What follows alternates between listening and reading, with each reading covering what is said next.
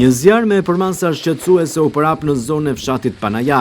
Flakët u favorizuan edhe nga era e fortë që përfshiu zonën gjatë orëve të fundit, ndërsa avancuan me shpejtësi në një sipërfaqe me bimësi të dendur, shkure dhe kodra me ullishte, duke rrezikuar edhe parcela të mbjella dhe sipërfaqe të tjera bujqësore.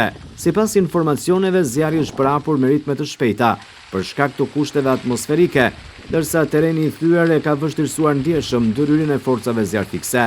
Mjetet zjarfikse kishin të pamundur që të depërtonin brenda vatrave, çka ka bërë që efektivët të përdorin mjete rethanore për të izoluar zjarrin dhe për të penguar përhapjen e tij drejt sipërfaqeve të tjera. Në teren, forcat zjarfikse punuan në kushte të vështira për neutralizimin e flakëve. Prioritet ka qenë mbrojtja e ullishteve dhe shmangja e avancimit të zjarrit drejt zonave më të banuara.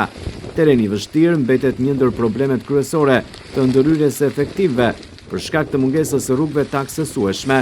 Në disa pjesë të zonës kodrinore, zjarfiksit punojnë kryesisht në këmbë, ndërsa është punuar për izolimin e flakëve.